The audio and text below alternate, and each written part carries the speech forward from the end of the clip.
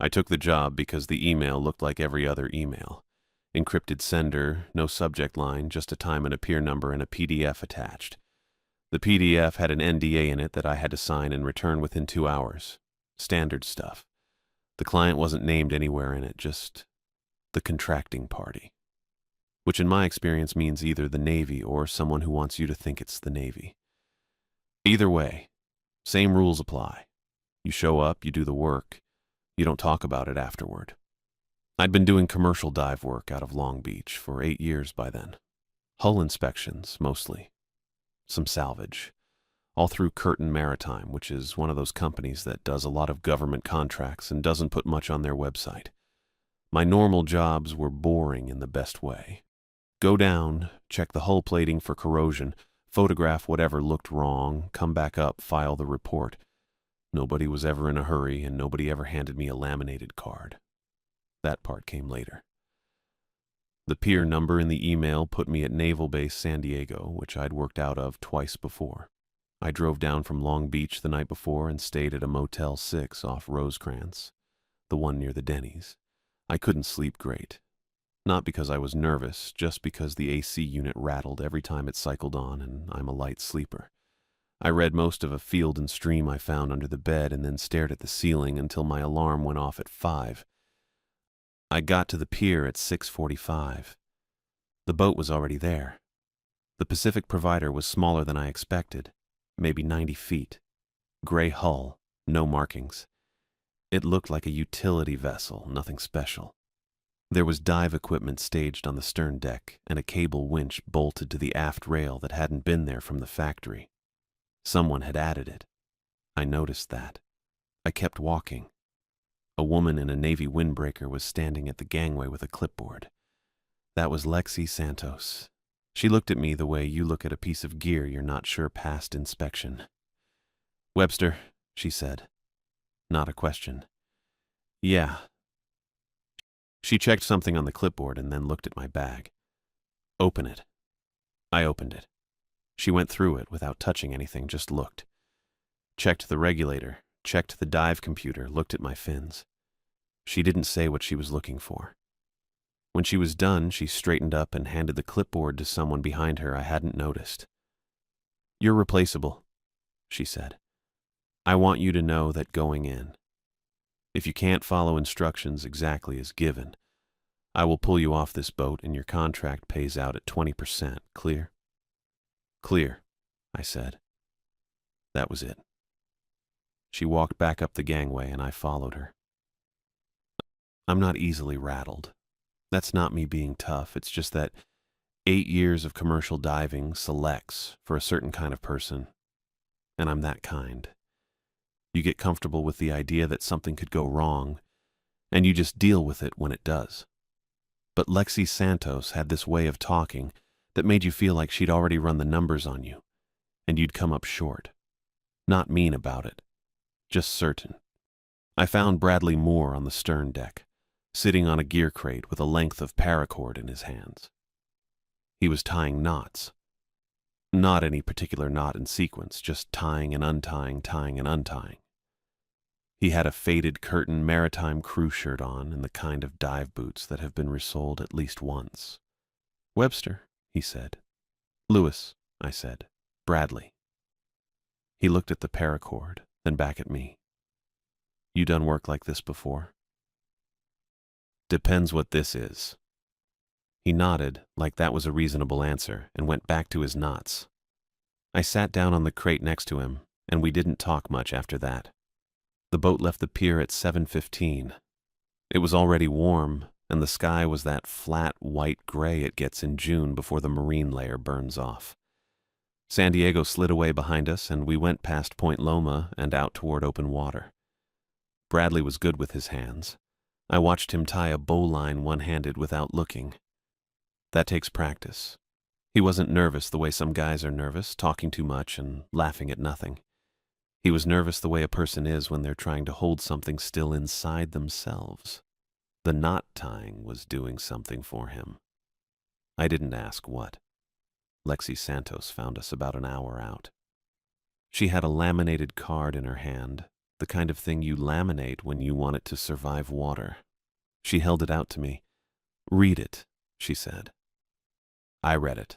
5 rules, numbered, printed in a clean sans serif font. No header, no explanation of context. 1. Never dive after sunset. 2. Keep the faceplate down near any reflective surface underwater. 3. If you hear your own name through comms and the surface supervisor does not confirm within 5 seconds, cut audio for 60 seconds. 4. If any object comes up too clean, no growth, no silt, no corrosion, do not touch it barehanded. 5. If a diver goes missing below 180 feet, do not go after him. I read it once and looked up. Lexi Santos was watching me.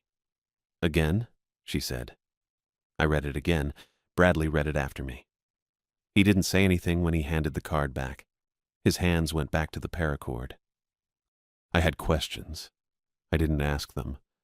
Partly because Lexi Santos had already made clear that questions weren't really the format here, and partly because I was still working through the rules in my head and trying to figure out what kind of situation produces a list like that.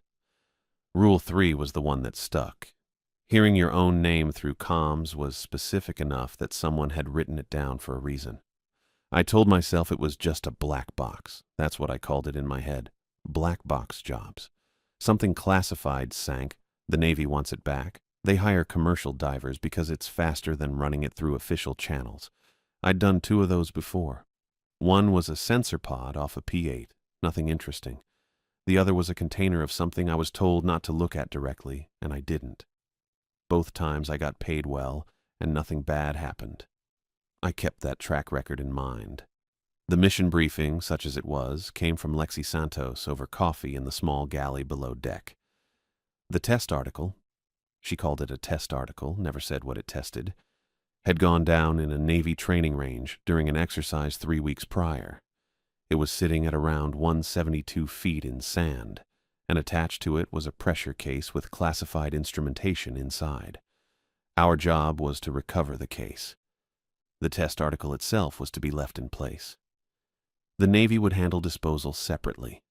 Simple. Routine. The kind of job where the weirdest thing is usually the NDA. I poured the rest of my coffee out in the sink and went back up to the stern deck. Bradley was there, sitting with his back against the winch housing, still working the paracord.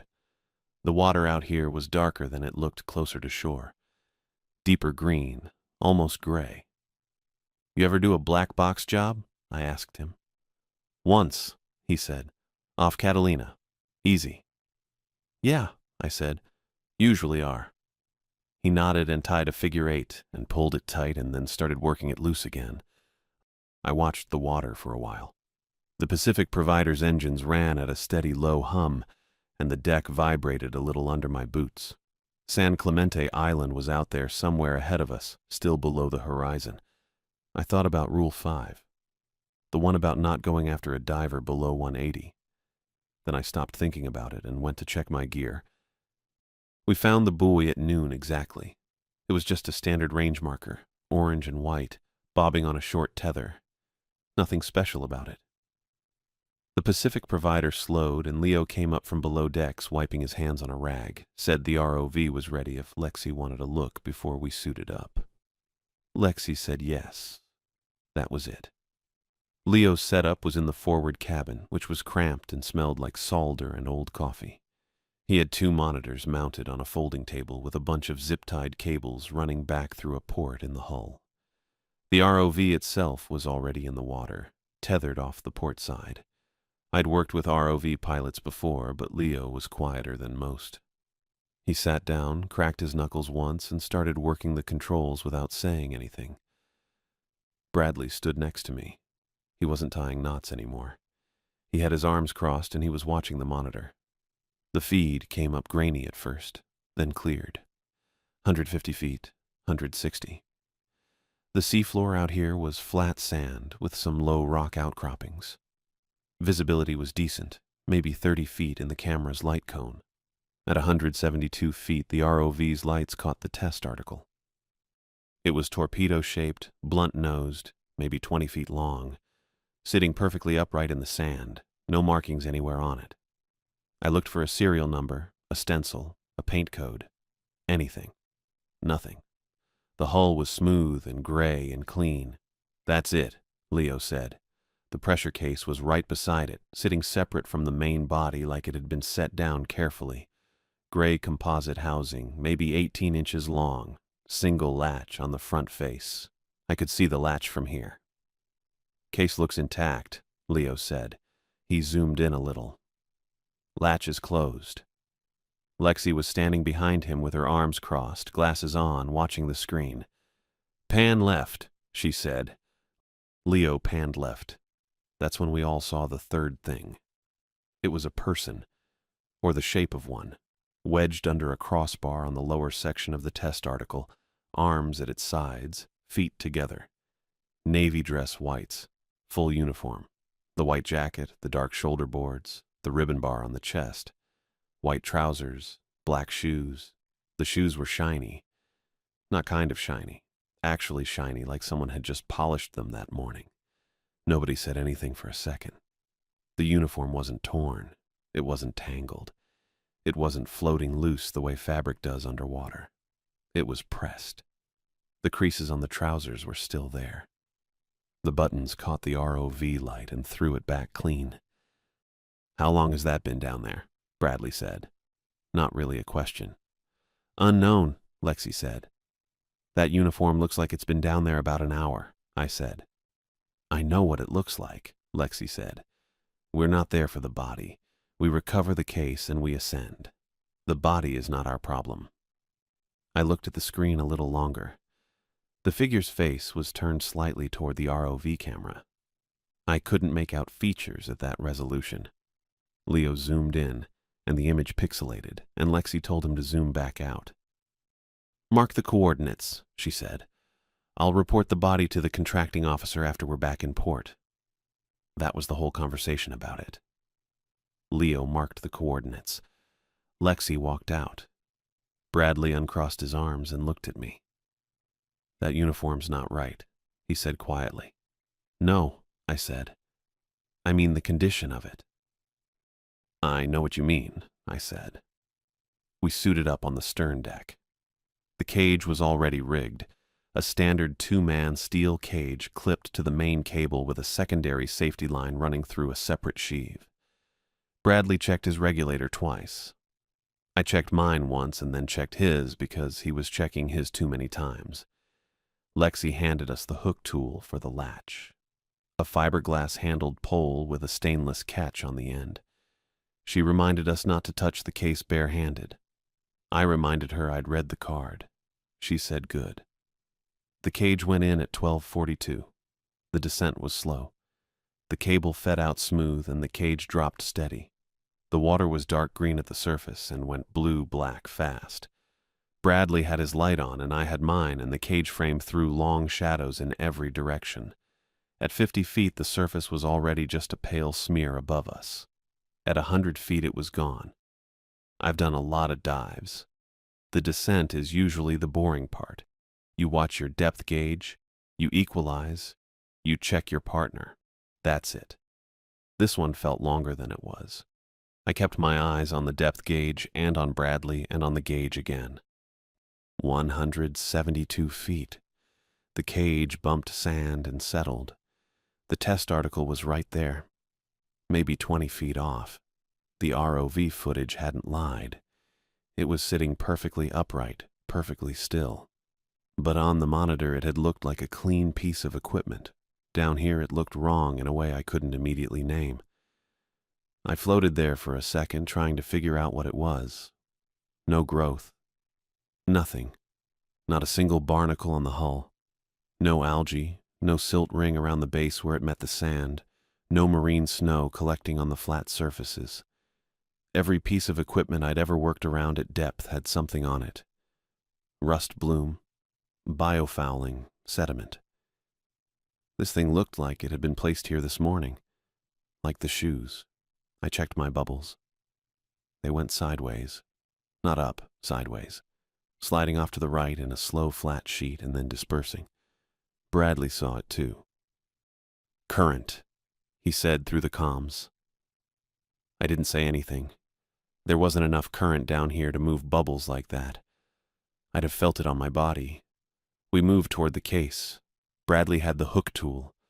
I kept my light on the pressure case and watched where I put my hands on the cage rail.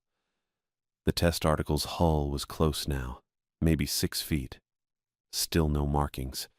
I ran my light along the length of it looking for anything. A serial block, a weld seam, an access panel. The hull was smooth all the way. The pressure case was right there beside it, sitting in the sand. I looked left for the body. It had moved.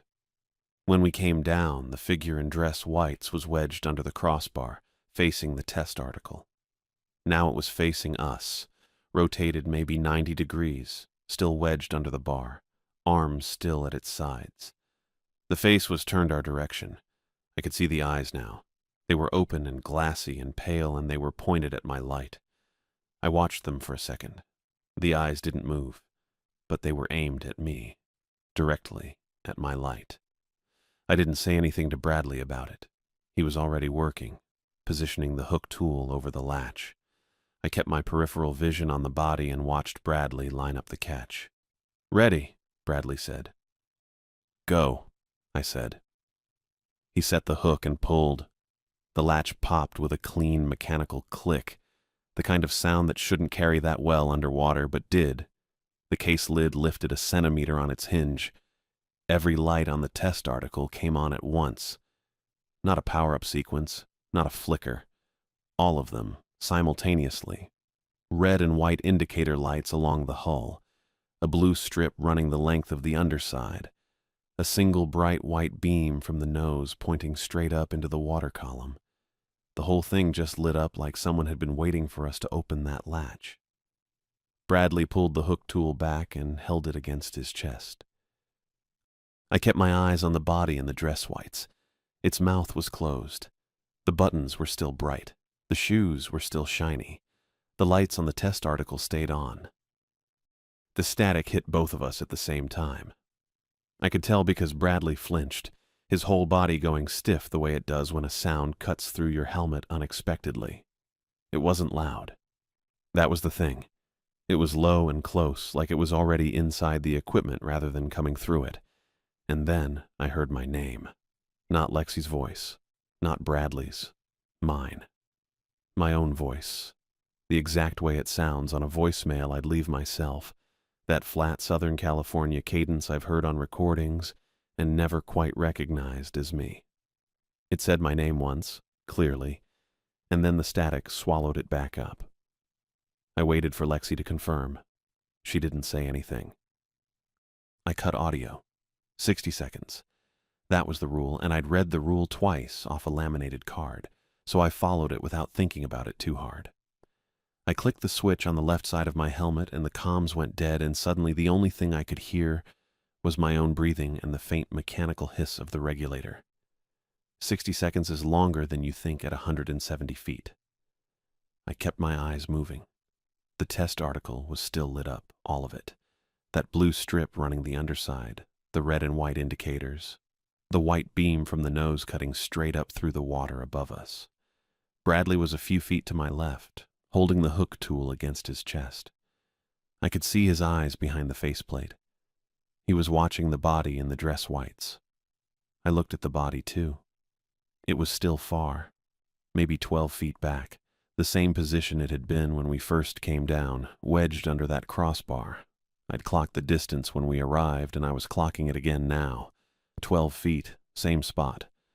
I kept my light on it and watched and counted seconds in my head. My counting's not reliable under pressure, I'll admit that, but I was trying. Around 40 seconds in, I looked at Bradley. He was still watching the body. His grip on the hook tool had tightened. I could see it in his knuckles. I looked back at the body. It was closer. I don't know how else to say it. I didn't see it move. There was no motion, no displacement of water, no silt kicked up from the sand. It was just closer.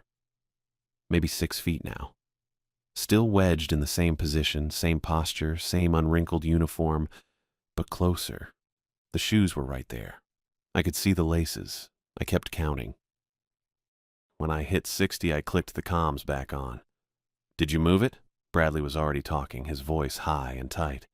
"Lewis, did you move the body? It's right there, it's right there. Did you?" "No," I said. "I didn't touch it. It was over there, it was way over there." "I know." Bradley went quiet. We both looked at it. The body's eyes were open. They'd been open the whole time, glassy and fixed, but now they were tracking. Not staring in one direction. Tracking. My light moved a few inches to the left and the eyes followed it. I moved it right and they followed that too.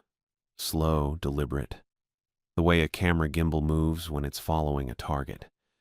Then the mouth opened. It didn't open like a person's mouth opens. No muscle movement in the jaw, no tension in the face. It just opened, straight down, like a hinge. And water came out. Not a gush, not a flood. A steady, controlled stream pouring out from the inside of the mouth in a thin column that hit the sand below and scattered. It kept going. The same rate, the same pressure, like something inside was operating a valve and had set it to a specific flow. That part bugged me a little. Lexi's voice came through sharp. "Clip the case to the lift bag. You need to leave." I was already reaching for the lift bag on the cage rail. Bradley didn't move. He was staring at the body, the hook tool hanging loose in one hand now. "Bradley." Nothing. "Bradley, get the clip." He turned and looked at me, and his eyes were fine. He was in there. He heard me. He nodded once and moved toward the case. We didn't make it. The nose of the test article split open. I felt it before I saw it. A low vibration through the water. A pressure change that hit my chest and made me think for half a second that something had detonated. Then the seam appeared, running clean along the blunt nose from top to bottom, and the two halves folded back like they'd been waiting to do that for a long time. What was behind them was a ring. Metal, maybe 3 feet across, shaped like an iris, with overlapping segments arranged in a circle. The edges were machined and precise. Behind the ring was black water. Not dark water, black. The kind of black that doesn't reflect anything. I pointed my light directly at it, and the beam just stopped. Like the light hit a surface and didn't come back. I couldn't see a bottom, couldn't see a wall, couldn't see anything. It looked like a shaft going down forever. I heard Lexi say something, but I wasn't processing it. A second cage dropped from above. I heard the cable before I saw it, the same sound our cage made on the way down, that low metallic rattle. I looked up and there it was, identical to ours, same frame, same dimensions, same rigging, coming down at the same speed ours had descended. And inside it was a diver. Same suit as mine, same fins, same configuration. Faceplate up. I slammed mine down. Hard. Both latches, checked them twice. I don't know if that was the right call. I just did it. The rule said, keep the faceplate down near reflective surfaces, and that ring was metal, and I wasn't thinking past that. Bradley didn't move. He was looking at the second cage. Just looking at it. Completely still, the hook tool down at his side. I couldn't read his face well through the faceplate, but his posture had changed. The restlessness was gone. He'd been moving constantly since we hit the water, adjusting his grip, checking his gauges, the way he always was. Now he was completely still. "Bradley." He didn't respond. "Bradley, faceplate now." "That's my mom," he said. His voice was calm. That was the part that got me. Not scared, not confused. Calm. The way he sounded when he was narrating something he was doing with his hands, just stating a fact. "That's not your mom," I said. "She's right there. She's looking at me." The second cage had stopped maybe 10 feet above us, hovering. The figure inside it wasn't moving either. Just standing there, faceplate up, whatever was behind it pointed at Bradley. "Your mom's not a diver," I said. I don't know why I said that. It was a stupid thing to say, but it was true, and I was out of better options.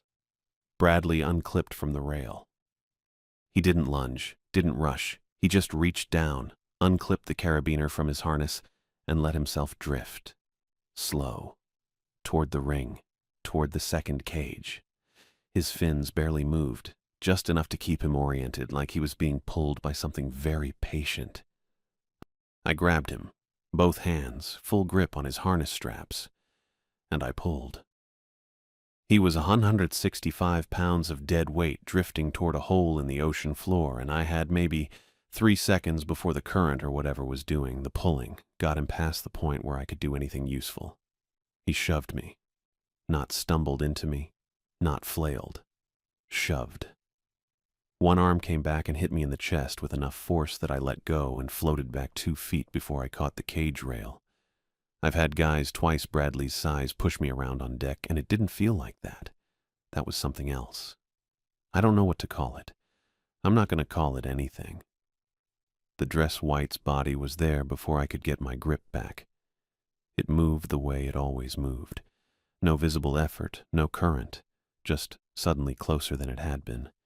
It put one hand on Bradley's visor, flat palm, deliberate, like it was checking his temperature.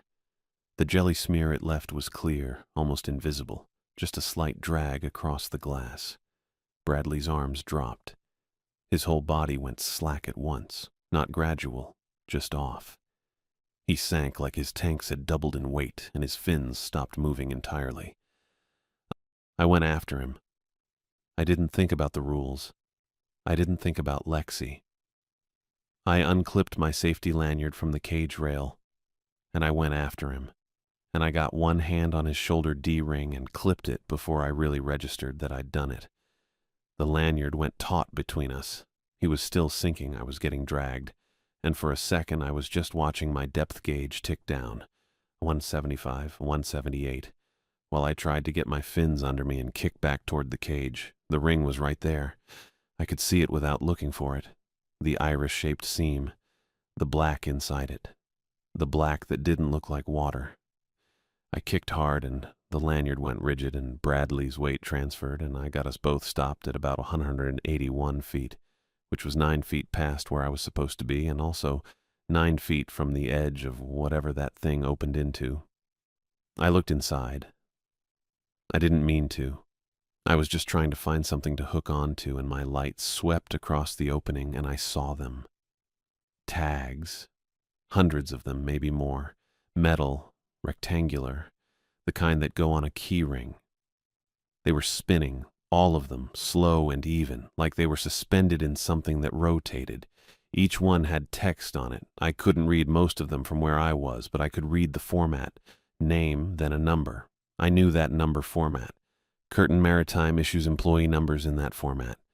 8 digits, starts with a 2. I looked away. I got my fins against the outer rim of the ring.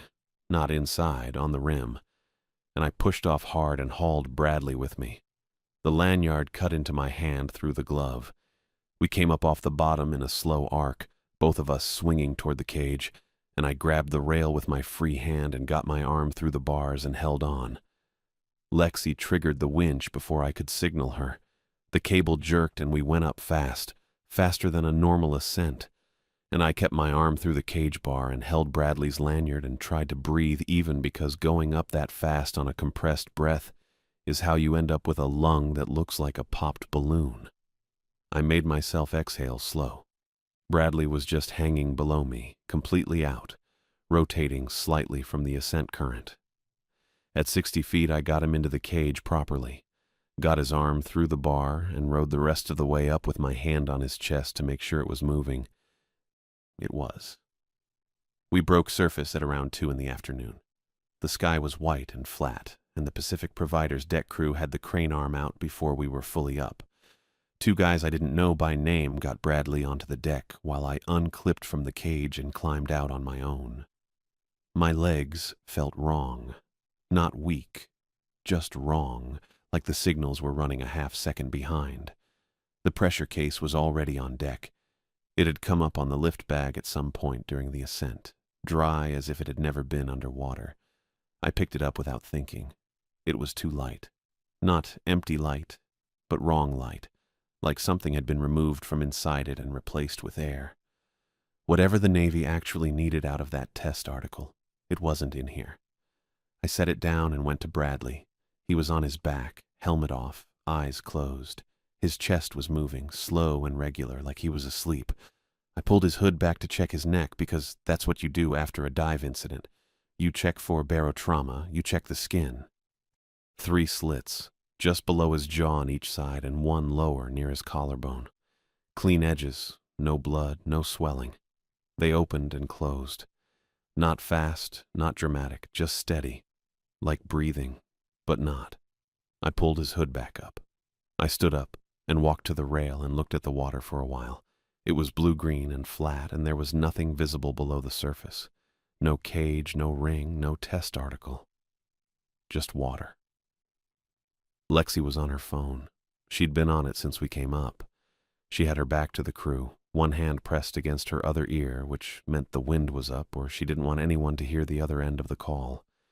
Probably both. I watched her for a minute. She didn't look at Bradley. She didn't look at me. She just talked. Leo was at his monitor with the ROV screen dark, writing something on a clipboard. He glanced at me once and I looked away. Lexi finished the call and walked over. She looked at Bradley, then at me. "Navy wants the ring sealed," she said.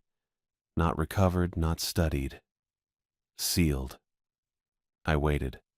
ROV lost signal near the seam. It's not going back in range before dark. She looked at the sky. That means a diver. I already knew what she was going to say next. "Sunset's in 3 hours," she said. That was it. That was the whole conversation. She didn't ask if I was okay, didn't ask what happened down there, didn't ask about the tags or the body or the jelly on Bradley's visor that I was trying not to think about. She just handed me the new problem and waited. I looked at Bradley. His chest was still moving. His hood was up. 3 hours to sunset. Rule 1 said no diving after dark. And I was the only diver left standing on this boat. "Shape charge?" I said. "Already being prepped," she said. The charge pack weighed about 12 pounds. Lexi handed it to me in a hard plastic case with a yellow handle, the kind that looks like it should have fishing tackle inside. The detonator was already wired. She showed me the trigger sequence on a laminated card. Same format as the rules card from before, same laminator, probably same printer. I figured she had a whole stack of those somewhere. I didn't ask questions. I just checked the pack, checked the hook tool on my belt, and started suiting up. It was 4:25 when I got back into the water. 4:40 by the time I hit depth. I kept the faceplate locked from the surface. Didn't wait until I was near anything reflective. I just locked it on deck and left it. Lexi watched me do it and didn't say anything. Leo didn't look up from his clipboard. I cut audio before I hit the water. The silence was immediate and total. Just my own breathing and the hiss of the regulator and the sound the bubbles made going up past my ears. The descent felt longer the second time. I don't know if it actually was. Probably wasn't. But the first time I'd had Bradley next to me in the cage, something to look at, something to track. This time it was just me on the cable, the charge pack clipped to my left hip, the hook tool in my right hand, and 170 feet of dark water between me and whatever was waiting at the bottom. The seafloor came up slow. I kept my eyes on the cable and my depth gauge and didn't look around until I had both feet on sand. The test article was still there, still clean, still no barnacles, no silt, no sign anything had happened. The pressure case was gone.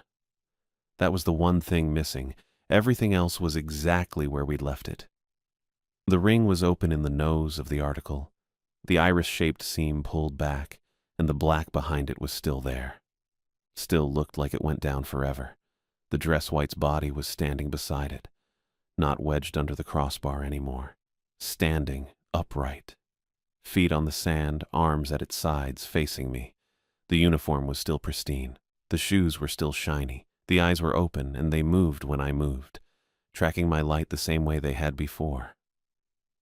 I kept my breathing even. That's the job. You keep your breathing even. I didn't look at it directly. I looked at the ring. I looked at the outer rim, figured out the best anchor point for the charge, and started moving toward it in a wide arc that kept me away from the body. It rotated to follow me, slow, like it was on a lazy Susan. That part bugged me a little. The hook tool was for the latch on the pressure case, but it worked fine for positioning the charge pack without bare metal contact. I got close to the rim, close enough that I could see the edge clearly, and I found a bracket on the outer housing. A bolt flange, looked structural. And I hooked the charge pack to it. Took about 45 seconds. The pack clicked into place. I ran the detonator wire back along the rim and clipped it clear of the seam so it wouldn't get pinched if the ring moved. The body hadn't moved closer. It was just watching. I backed off the ring, put some distance between me and the article, and restored comms. Lexi's voice came in mid-sentence. "Losing daylight. Webster, confirm position." "Charge is set," I said. "On the outer rim, bolt flange, port side of the seam." "Copy. Detonator clear?" "Clear." Brief pause. "You have about 40 minutes before I'm pulling you up regardless." "Understood."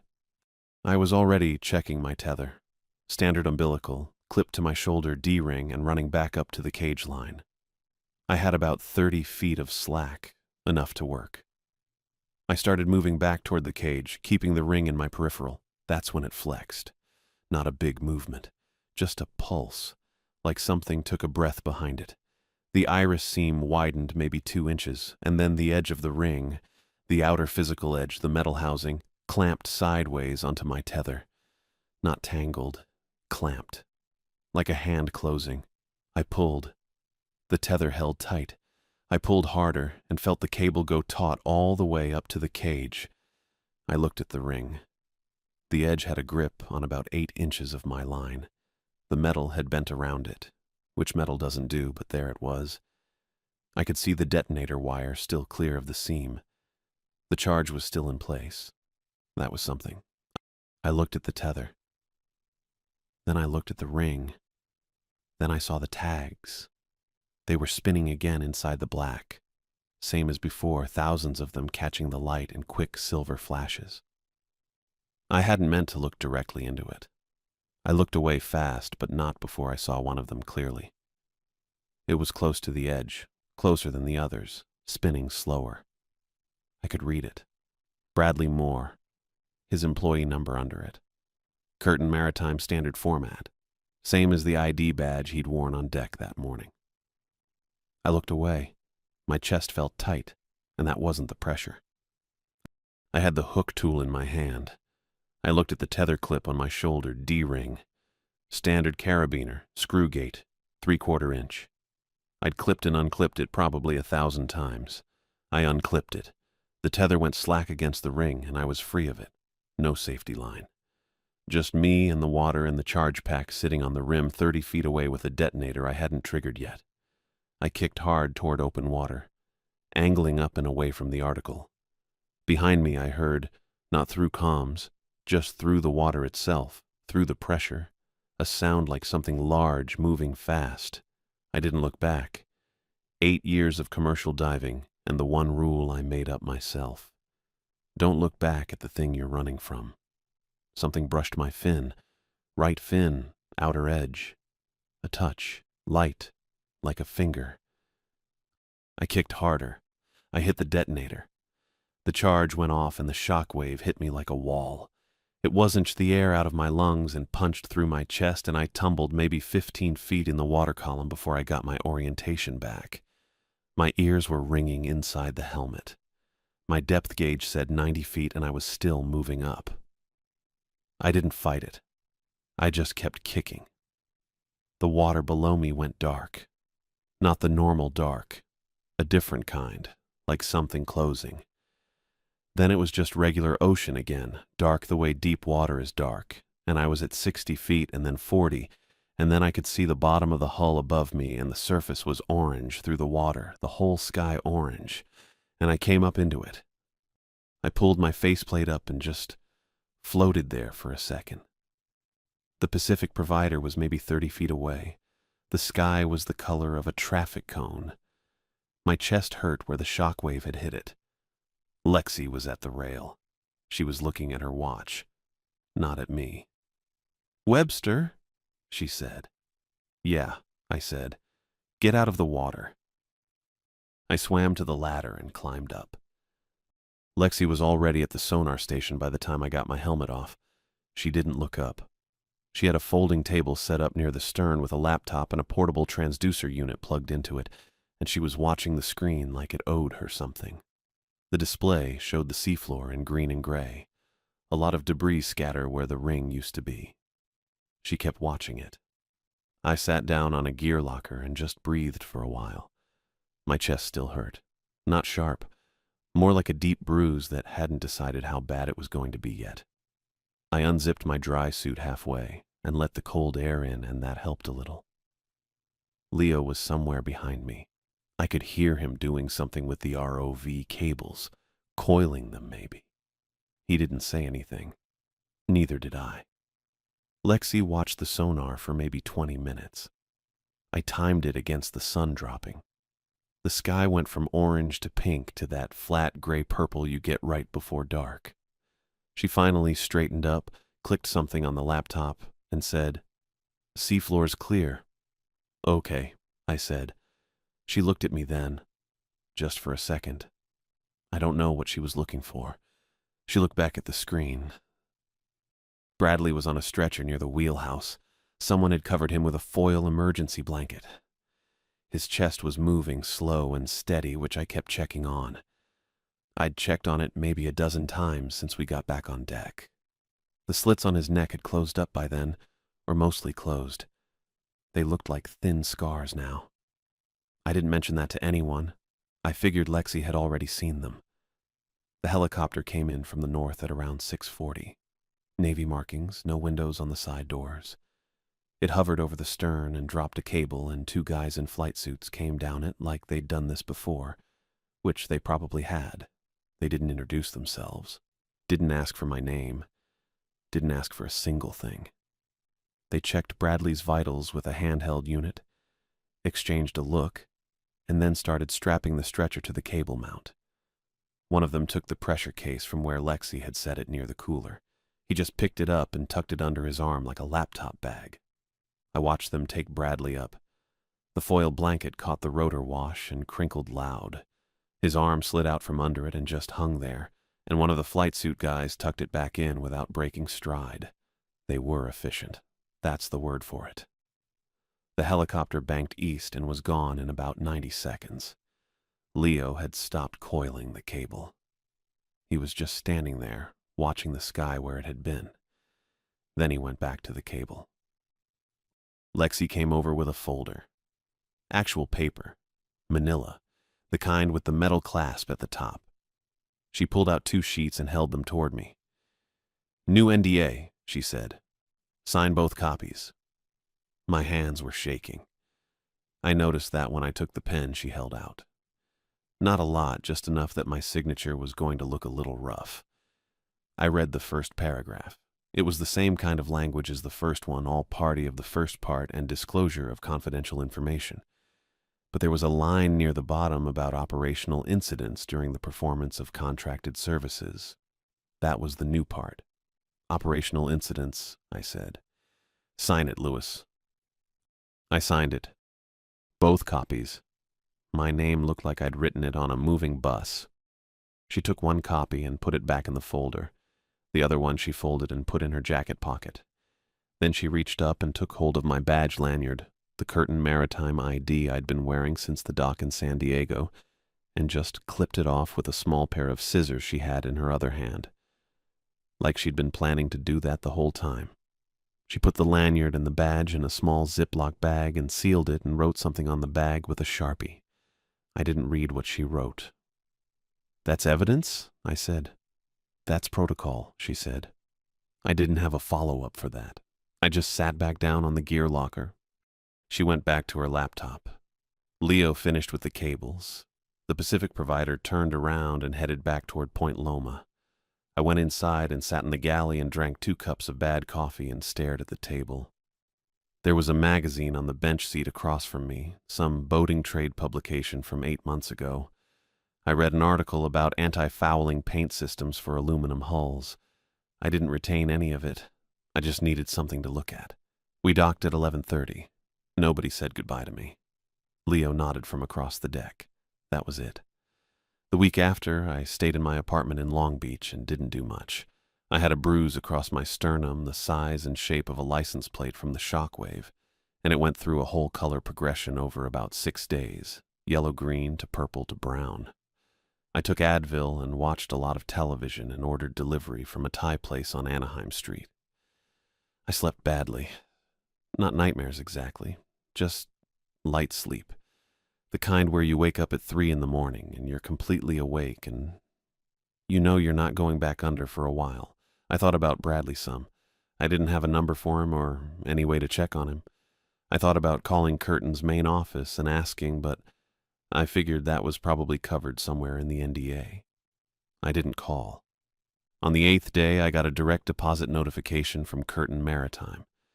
The amount was about 40% more than my contracted rate for the job. No note, no explanation in the memo line. Just the number sitting there in my bank account. An hour after that, I got an email from HR. It said I was being removed from active dive scheduling for medical reasons, and that my case had been referred to their occupational health program. There was a number to call if I had questions. I didn't call it. I sat with that for a while. Then I started looking at places to rent near Riverside. I found a 1-bedroom in a town called Norco off Hamner Avenue, near the feed stores and the horse properties. It smelled like alfalfa on the mornings the wind came from the east. I didn't mind that. I moved in with a truck I rented from U-Haul in 3 trips. The place had a concrete patio out back with a broken Weber grill that the previous tenant had left. I figured I'd deal with it eventually.